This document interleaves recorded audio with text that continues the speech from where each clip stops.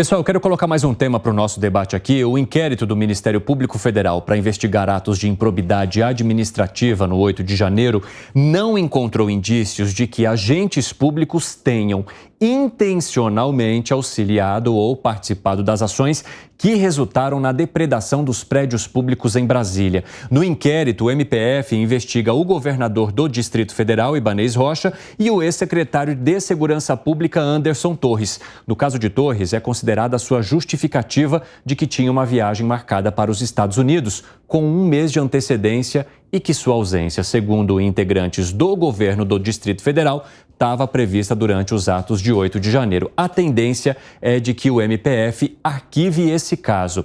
Dessa forma, pode ser que Anderson Torres finalmente saia de parte da avalanche da qual ele está inserido? Fábio Piperno. De forma alguma. A gente sabe que o Ministério Público Federal ele tem várias alas. Quando uma fatia do Ministério Público Federal, sem ouvir o Anderson Torres, acena com a possibilidade de arquivar essa investigação, repito, sem que ele tenha sido ao menos ouvido, por conta da informação de que ele planejava viajar para os Estados Unidos, que a informação de que ele viajaria para o exterior surgiu dias antes dessa manifestação, eu vejo uma argumentação, no mínimo, bastante frágil. Em relação ao governador Ibanez, sim, ele já falou, já foi afastado, já prestou muitos depoimentos, já foi à CPI lá da Câmara Distrital. Então eu tenho a impressão que ele já foi devidamente investigado. Pelo menos ele já conversou com as autoridades que estão investigando isso. Agora, o Anderson Torres, até agora, sequer abriu o bico. Segredo.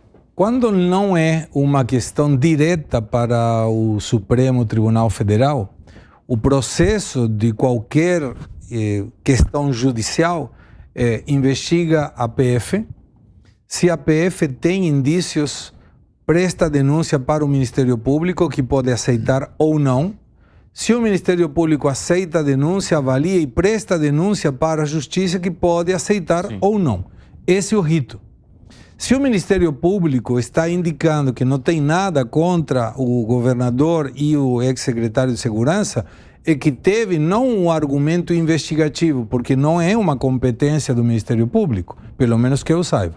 É uma questão de puxa uma investigação da Polícia Federal e tira uma conclusão em função das provas que aí existem. Por isso me parece que esse processo habilitaria, mas a pergunta é, será que o Supremo Tribunal Federal vai de alguma maneira tomar essa informação do Ministério Público e dizer, ok, se o Ministério Público, que lembrando é a parte acusatória, porque não está aí para defender ninguém, está aí para acusar, eventualmente se tiver algum risco ou algum indício de delito, não está fazendo acusação, como é que fica? Mas você não leva em conta a informação que foi dita pelo Piperno de que há investigações e acusações que podem ser acatadas em âmbitos diferentes ali dentro do próprio Ministério Público? Claro, pode, mas então vamos partir que é uma conspiração de que justo a pessoa que estava avaliando no Ministério Público Federal é simpática com Anderson Torres ou com o governador do Distrito Federal. Me parece meio apressurado. Gani. Olha, em relação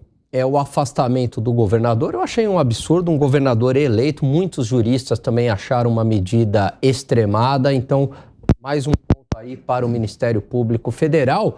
E também em relação ao Anderson Torres, tudo que está acontecendo com ele está preso mais do que aquele direito de você já poder sair cumprindo um sexto da pena.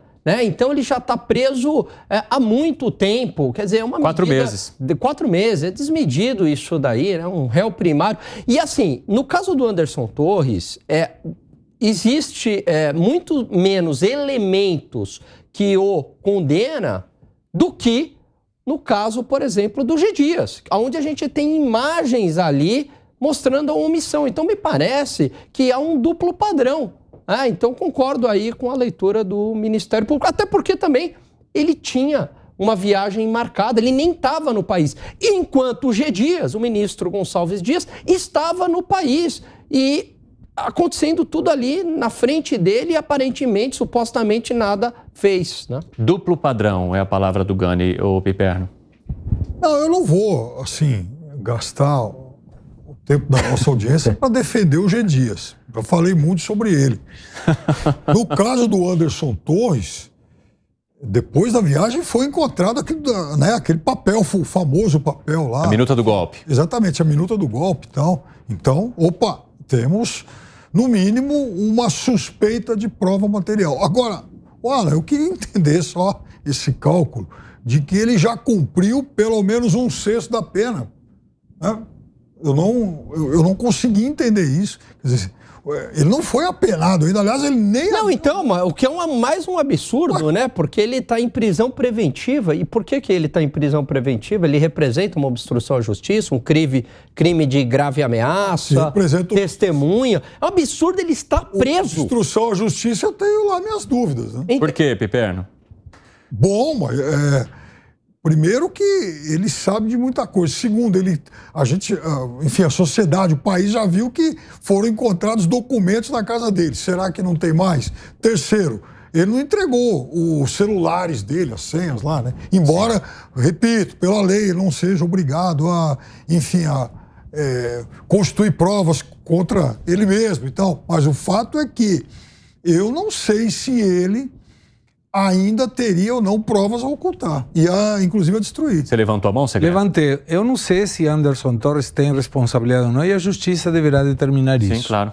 Mas me parece que deixar alguém na prisão porque sabe muita coisa é uma forma de tortura, dizendo, eu te deixo aqui e porque como eu interpreto que você sabe, ou eu acredito que você sabe, então você vai ficar aqui até você falar. Não funciona assim, a lei é diferente. Claro. De fato, voltamos ao mesmo assunto.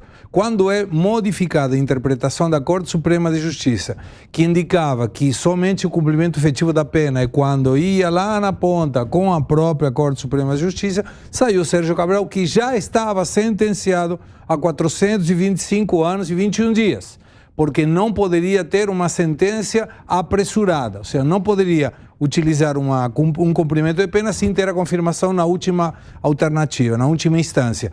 E isso não está aplicando para Anderson Torres, que sequer tem sentença, como muito bem menciona a Piper. Não tem sentença, mas existe também um negócio chamado prisão preventiva. E ele não abre a boca, ele não falou, nem para se defender.